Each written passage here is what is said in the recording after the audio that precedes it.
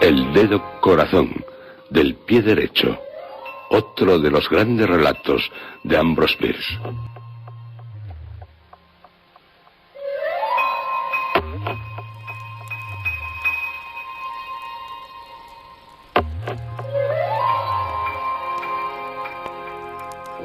Nadie ignora que la vieja casa de Manton está hechizada. Lo saben en toda la zona y hasta en la ciudad de Marshall, a poco más de 1 kilómetro de distancia. Nadie de razón lo duda, salvo los chiflados. Pero esta palabra aún no se utiliza en el periódico Advance de Marshall, que es refinadamente cultural.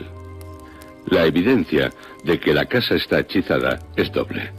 La declaración de testigos desinteresados que dicen haber visto fantasmas en la mansión con sus propios ojos y la que aporta la propia casa. Cierto que la primera prueba puede ser descartada por cualquiera de las diversas objeciones que pueden aducir los incrédulos, pero no así la segunda, porque los hechos que se han observado, tanto dentro como fuera de la casa, son materiales, pudiendo ser comprobados fácilmente.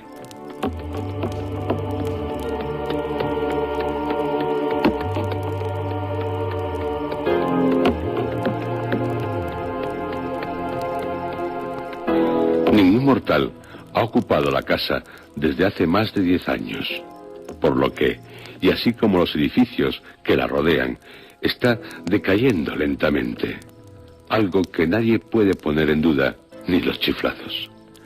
La casa está algo alejada del tramo más solitario de la carretera que une Marshall con Harriston, dos pequeñas localidades del estado de Texas.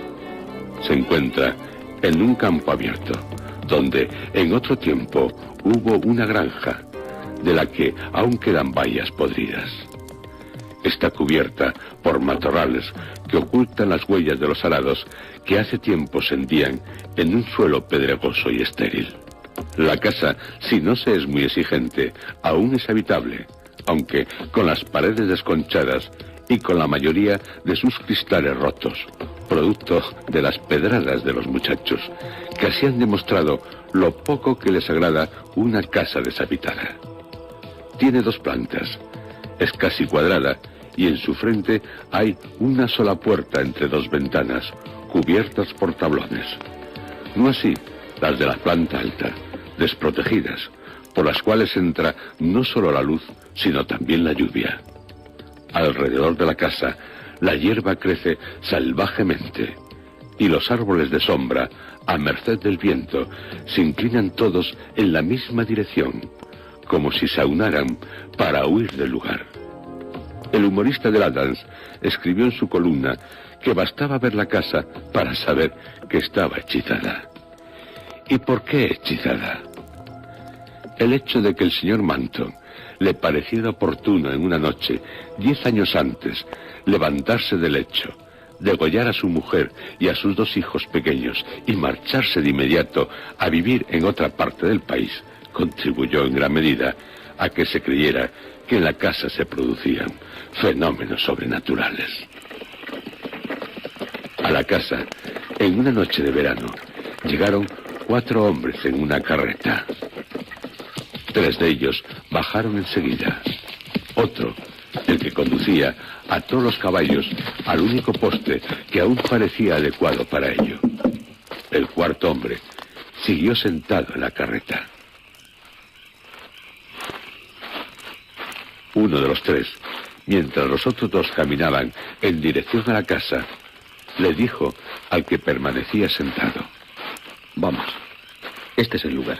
Este es el lugar. Esa casa. ¿Se trata de una broma? Sí, eso es lo que creo. Quieren jugármela, ¿eh? ¿También usted? Tal vez. O sea que es cómplice de ellos. Debo recordarle que la elección del lugar usted consintió en dársela a ellos. Pero si usted tiene miedo de los fantasmas... Maldita sea. Se unieron a los otros. Uno de ellos, aunque con esfuerzo, ya había abierto la puerta de la casa. Tenía el cerrojo y los goznes herrumbrados. Entraron todos. Dentro estaba oscuro, pero el que había abierto la puerta sacó una vela y la prendió. Abrió otra puerta a la derecha del pasillo y entraron en un cuarto. Iluminado débilmente por la vela, parecía grande y cuadrado. En el suelo, una gruesa capa de polvo ahogaba los pasos. En los ángulos de las paredes había telarañas que colgaban también del techo como tiras de encaje podrido y que con el aire ondularon. El cuarto tenía 2 ventanas en los lados, pero desde ninguna de ellas podía verse otra cosa que no fueran los tablones que habían sido clavados a pocos centímetros de los cristales. Carecía de muebles. No tenía chimenea. No había nada en él. Nada salvo el polvo, las telarañas y los 4 hombres que resultaban bastante extraños a la pálida luz de la vela. El que se había bajado de la carreta sin ninguna gana de hacerlo resultaba tener un aspecto muy singular. Podría decirse que sensacional. Era un hombre maduro, de fuerte constitución, de amplio pecho y vastos hombros. Viendo su figura, daba la impresión de tener la fuerza de un gigante. Por su expresión, no cabía duda de que estaba dispuesto a emplear tal fuerza. Su frente, cruzada por muchas arrugas horizontales encima de los ojos. A la altura de la nariz se hacían verticales. Las cejas, negras y espesas, separadas únicamente por las hondas arrugas. Bien afeitado, con el pelo grisáceo, corto, los ojos hundidos, brillando en la penumbra, de color incierto y pequeños. Intimidaba su expresión. Su boca, cruel y de anchas mandíbulas. Su nariz era lo mejor de su rostro, aunque eso poco importaba. Era un tipo siniestro. Los otros 3, de aspecto corriente, de los que se conocen y se olvidan pronto, más jóvenes que el otro hombre. El mayor, que se mantenía un tanto apartado, no parecía tanto ser una agradable persona. Evitaban mirarse. Intervino el que sostenía la vela. Caballeros, creo que todo está bien. Así que, señor Roser, ¿está dispuesto? Esa fue la respuesta del hombre, que se mantenía apartado. ¿Y usted, señor Grossmith? Lo estoy. Así respondió el hombre más fornido. De acuerdo. Ahora quítense la ropa. Sombreros, chaquetas, tiren la ropa al pasillo. Así. Muy bien. Tomen. Señor Roser, señor Grossmith, un cuchillo de monte para cada uno. Muy afilados. Su aspecto es asesino, sí. Son exactamente iguales. Compruébenlos hasta la hora de iniciar el duelo a muerte. Cada combatiente tomó un cuchillo, lo examinó críticamente a la luz de la vela y, levantando la rodilla, probó en ella el temple del acero. Cada uno, a continuación, fue cachado por el padrino del otro. Señor Grossmith, si no le es molestia, se colocará en aquel rincón. Sí, de acuerdo. El señor Grossmith se retiró al lugar indicado tras saludar no precisamente de una forma cordial a su padrino. ¿Y usted, señor Roser, en el rincón que está al lado de la puerta? No hay inconveniente. La vela se ha apagado. El cuarto se quedó a oscuras. Puede que debido a una corriente de aire, pero impresionó a todos. El efecto resultó sobrecogedor. Caballeros, ya lo saben. No se muevan hasta que oigan que se ha cerrado la puerta de la casa. La puerta, al cerrarse, sacudió toda la casa. Minutos más tarde, el hijo de un granjero sorprendido por la noche se encontró con una carreta que corría velozmente hacia la ciudad de Marseille. Declararía que, Tras las dos personas del asiento delantero, había visto una tercera, con las manos sobre los hombros inclinados.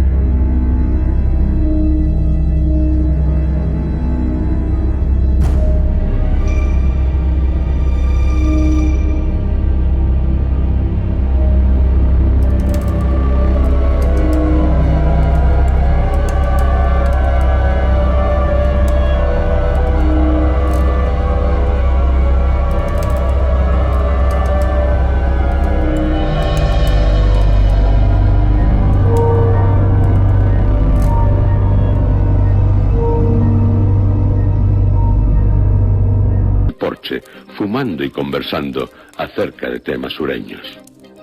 King, Sancher y Rosser eran sus nombres. A poca distancia de ellos, oyendo lo que decían, pero sin intervenir en la conversación, se hallaba sentado un desconocido. Sabían solo que se había inscrito en el hotel con el nombre de Robert Grossmith. No se le había visto hablar con nadie, salvo con el recepcionista del hotel.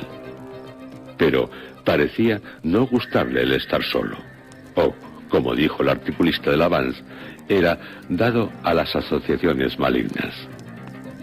Porque los que hablaban no dejaban de hacerlo con cierta malignidad. No obstante, para evitar el ser temerarios a la hora de enjuiciar a las personas, diremos que el articulista del periódico local era de los que reprueban aquellos caracteres diferentes a suyo. Y que, además, cuando quiso hacer una entrevista al desconocido, este se negó. La verdad, amigos, detesto cualquier tipo de deformidad en una mujer. ¿Y por qué, King? ¿Por qué, Rosser? Porque soy de los que piensa que cualquier defecto físico, natural o adquirido, corresponde a uno mental o moral. Por lo que deduzco que una dama sin nariz no tendrá probabilidades de convertirse en esposa suya. No me importa que os riáis, y conste que hablo en serio. ¿En serio, King? En serio, Sánchez. Y en serio os digo que en una ocasión dejé a una joven francamente encantadora al enterarme que debido a un accidente tuvieron que amputarle un dedo de un pie. Un comportamiento cruel, el suyo, amigo King. Sí, reconozco que me porté cruel, brutalmente. Pero de haberme casado con ella, no solo yo habría sido un desgraciado, sino también ella. No soportaría la falta de aquel dedo. ¿De qué se ríe, Sánchez? De que esa joven, al no casarse con usted, lo hizo con un hombre con ideas muy distintas a la suya. Pero el destino de la pobre fue peor. Murió degollada. O sea que sabes a quién me refiero. Sí, se casó con Manton. Pero la verdad no creo que Manton fuera de ideas más liberales que las mías. Y no estoy seguro de que la degollara por faltarle un dedo de un pie. El dedo corazón del pie derecho. Por cierto, fijaros en ese tipo. No cabe duda de que está escuchando nuestra conversación. Un maldito descarado. ¿Qué hacemos con alguien así? Eso es fácil, amigos. Señor, creo que sería mejor que se fuera con su silla al otro extremo del porche. Por lo que aprecio, sus modales no son los de un caballero. Y que no tiene costumbre de estar con los que realmente lo son. ¿Cómo se atreve usted? Demonios. Está pálido de rabia y con los puños cerrados. Intervendré. Caballeros, caballeros. Este hombre ha tenido el atrevimiento. Lo sé, señor, lo sé. Roser creo que se ha precipitado al decirle... sí, Roser, usted no se ha comportado correctamente. Este caballero, que desconocemos quién es, no ha hecho nada como para que le dijera... Solo exijo la satisfacción que se debe a un caballero. Pues no está en mi ánimo el pedirle disculpas. No le daré ninguna satisfacción. Y me ratifico en lo dicho. De acuerdo. Yo no conozco a nadie en esta ciudad, así que si usted... Sánchez. Quizá usted tenga la amabilidad de representarme en este asunto. Acepto. Aunque la verdad, con poca gana. Ni las maneras ni el aspecto de este hombre me son agradables. ¿Y usted, King, me representará a mí? Sí, así lo haré. Le rogamos que se retiren mientras los padrinos del duelo nos ponemos de acuerdo. Ya me dirá usted, señor Sánchez. Y usted a mí, señor King. ¿Y bien? El duelo mañana por la noche. Acepto. Bien. A cuchillo y en un cuarto oscuro, como se suele hacer en esta parte del sudeste. Conforme. Una leve y engañosa capa de caballería ocultaba la brutalidad del código que regía tales duelos.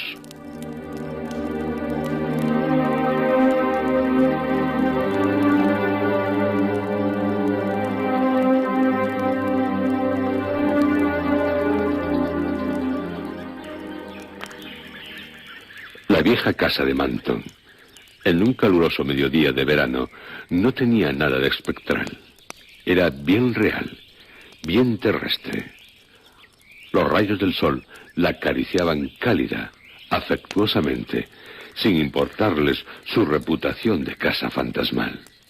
La hierba, en el campo abierto, crecía con natural y risueña exuberancia. Las malezas parecían plantas de las que adornan los hogares. Los árboles, en cuyas ramas se refugiaban los pájaros, ya no parecían afanarse por escapar del lugar. La luz que entraba por las ventanas del piso alto, aunque con todos los cristales rotos, daba una expresión de paz y alegría al edificio. El calor visible sobre los campos pedregosos no era compatible con el atribuido a lo sobrenatural. Ese era el aspecto que presentaba el lugar ante el sheriff Adams y los dos hombres que la habían acompañado desde Marshall para ir a verla. Uno de ellos era el señor King, ayudante suyo. Otro, el señor Brewer, hermano de la difunta señora Manton. Según una benéfica ley del Estado que rige las propiedades abandonadas durante cierto tiempo por su dueño, del cual nada se podía saber, el sheriff era el custodio legal de ellas, en este caso, de la granja de Manton y de cuanto en ella perteneciera. La visita del sheriff se debía a una simple conformidad al mandato del tribunal al que había acudido el señor Brewer con el propósito de tomar posesión de la propiedad como heredero de su hermana fallecida. Dio la casualidad que tal visita se hizo al día siguiente en el que el ayudante del sheriff, el señor King, la abriera con un propósito muy distinto. El señor King, si estaba allí, era porque se lo había ordenado el sheriff. Simuló el cumplir fielmente con su cometido. El sheriff se asombró de que la puerta de la casa de Manton no estuviera cerrada, y más se asombró al ver, en el pasillo del piso bajo, unas cuantas prendas masculinas, todas en buen estado de conservación, solamente algo sucias por el polvo acumulado en el suelo. También el señor Brewer se había asombrado. King fingía igualmente asombro. El sheriff, con renovado y vivo interés, abrió una puerta que estaba a la derecha del pasillo. Los tres entraron en lo que parecía un cuarto vacío, pero no lo estaba. Cuando los ojos de los tres hombres se acostumbraron a la escasa luz, vieron en un rincón a un hombre agazapado. Había algo en su actitud que los dejó paralizados apenas cruzado el umbral. La figura, poco a poco, fue definiéndose. Lo miraron angustiados. El hombre estaba apoyado en una rodilla, la espalda contra la pared, los hombros subidos al nivel de las orejas, las manos tapándose la cara, con las palmas hacia afuera y los dedos abiertos y curvados como garras. El rostro blanco y vuelto hacia arriba sobre el cuello, echado hacia atrás. Tenía la expresión de un temor, un horror indecible, con la boca abierta a medias y los ojos desorbitados. Estaba muerto.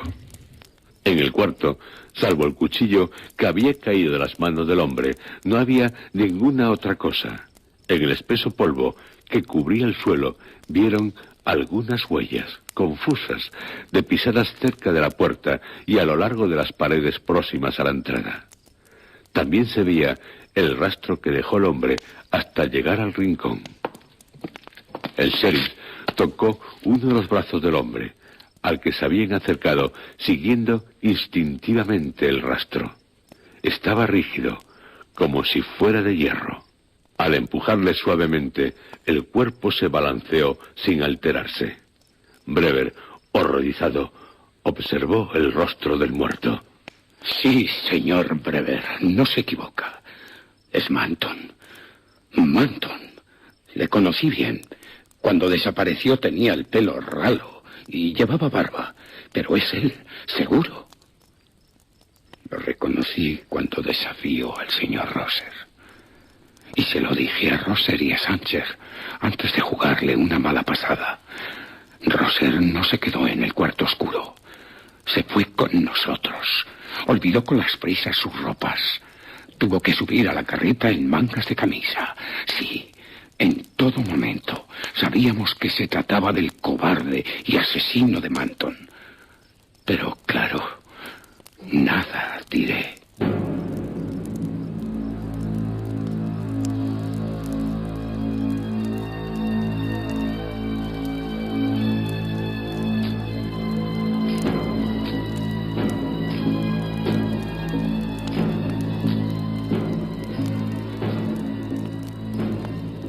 ¿Cómo murió?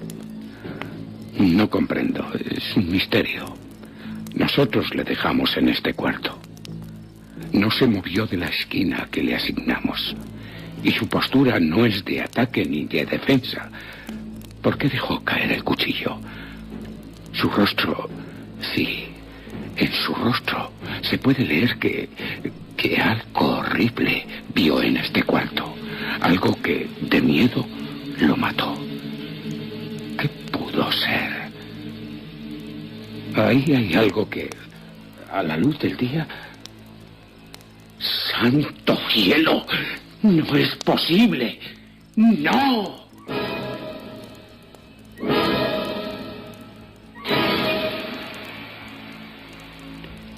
En el espeso polvo, acumulado en el suelo a lo largo de tantos años, desde la puerta por la que los tres hombres habían entrado, cruzando el cuarto y deteniéndose a 1 metro del cadáver de Manton, había 3 líneas paralelas de huellas. Las huellas de pies desnudos, las del exterior de unos niños pequeños. En el medio, las de una mujer. Las huellas, todas en una dirección, solo en una dirección, y sin pisadas de vuelta. Brever se inclinó, absorto, pálido, horriblemente pálido. Señaló la huella más cercana de la mujer. Era la huella de su pie derecho. Una huella a 1 metro del cadáver de Manton. Le faltaba el dedo corazón. Al pie derecho le faltaba el dedo corazón. ¡Gertrude!